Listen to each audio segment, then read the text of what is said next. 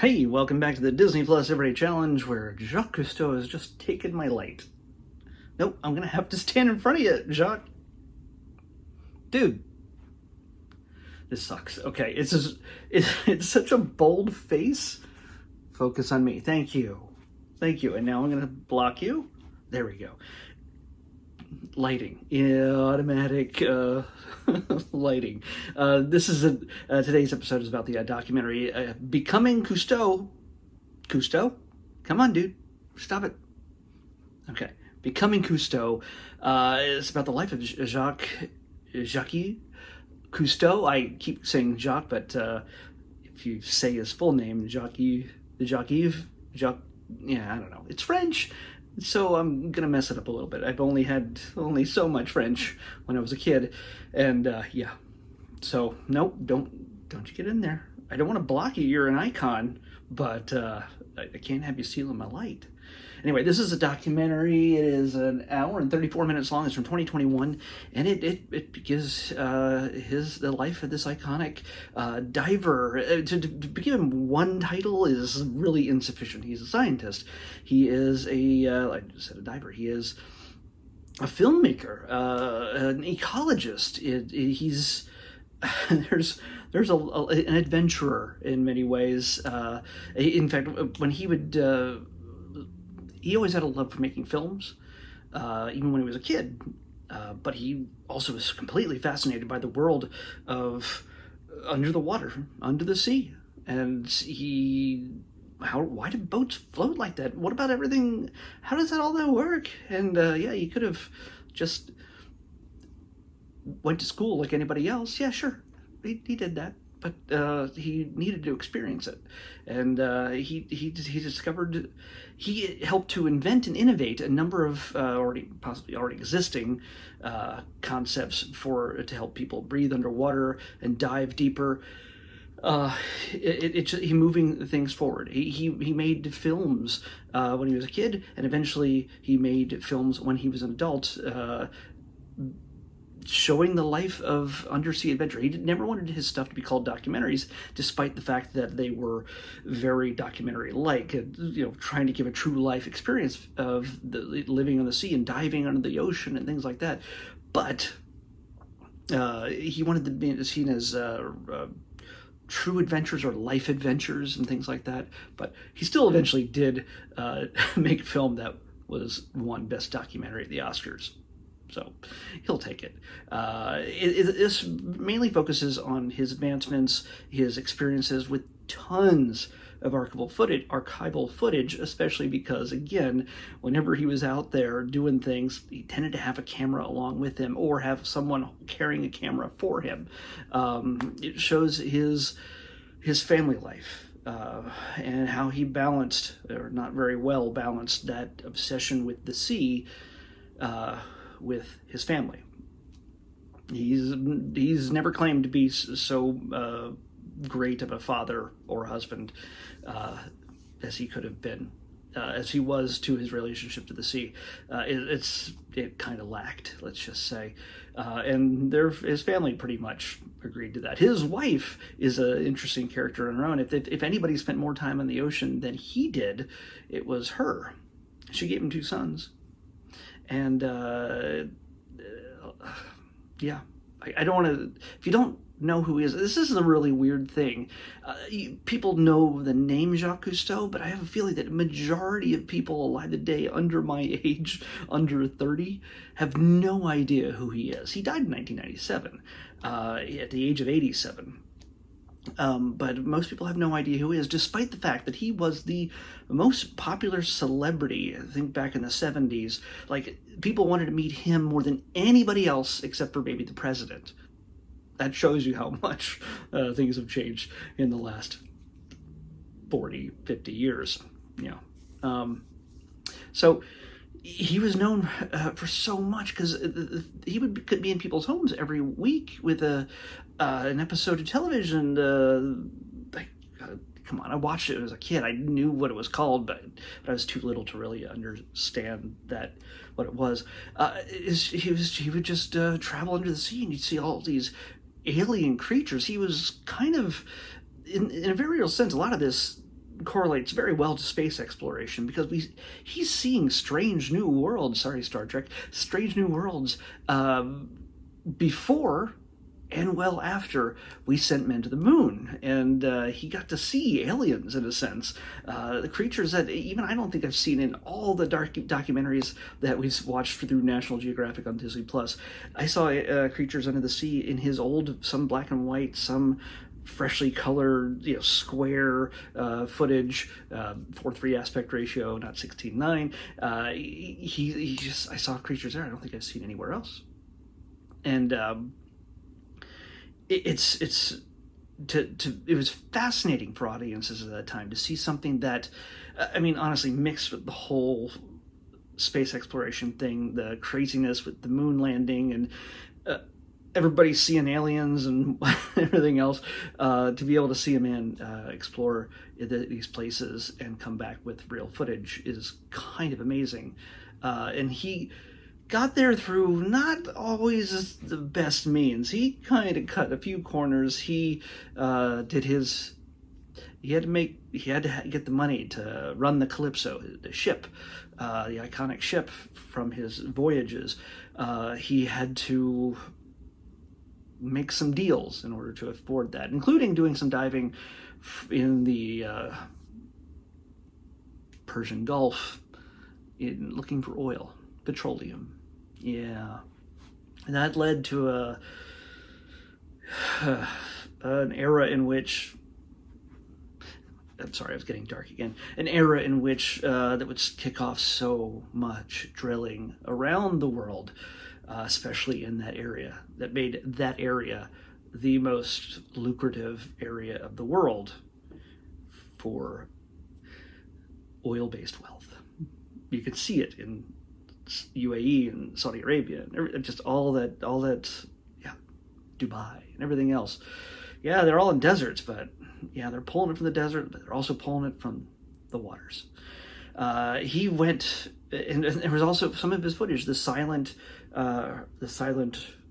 world, which is what his one film was called, featuring him and his crew just going all over, diving deep, and interacting with creatures in some not so great ways. If you ever watch that movie, it's going to be more than a little upsetting. If you like animals, fishes, whales, and sharks. Yes, I watched another shark thing. This is not a shark movie, but there are sharks in this.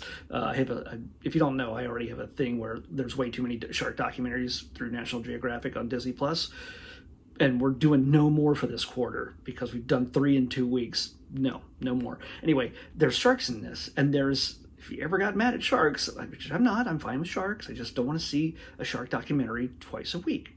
There's other stuff on Disney Plus. That said, there is a moment that they also show in this documentary from the Silent World film that they made, where they caught a shark attacking a whale. They got very angry at the shark, not realizing this is nature, let's not get involved.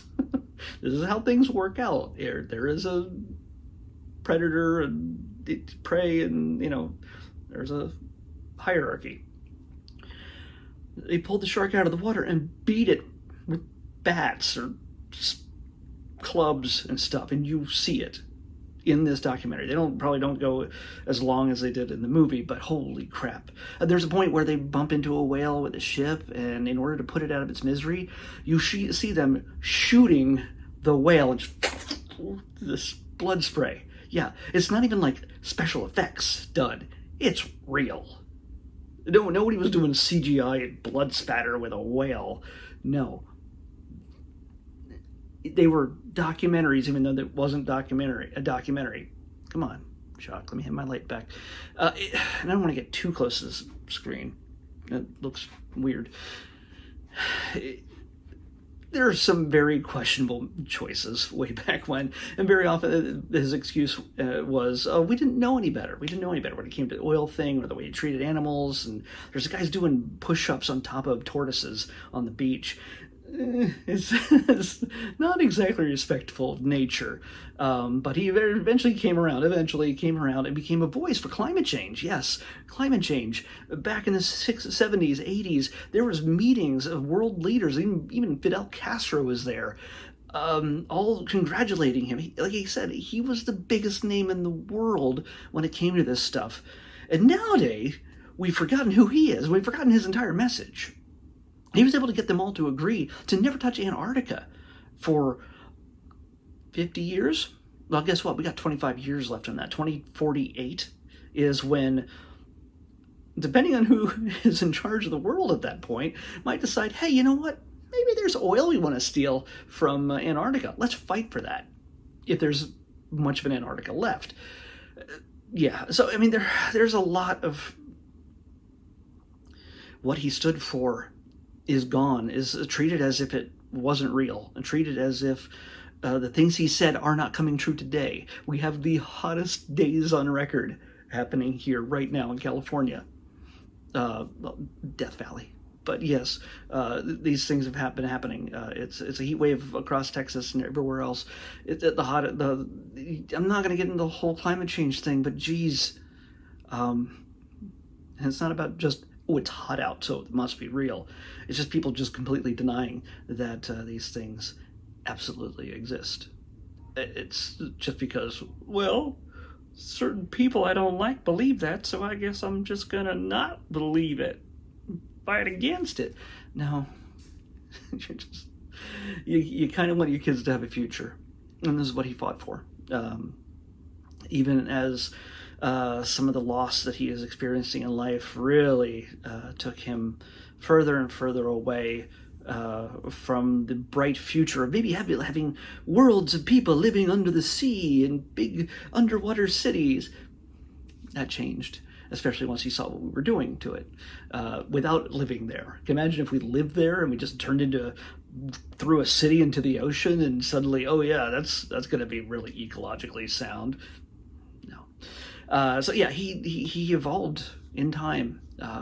He is a champion for climate change and everything else, but now we've kind of forgotten what his voice meant, what he stood for, and what it all means. It's not just like somebody's making this up this week.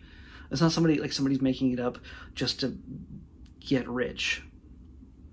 He worked for the other side. He worked for a time and made money in order to make those other people rich off of fossil fuels and such. He's seriously regretted it since.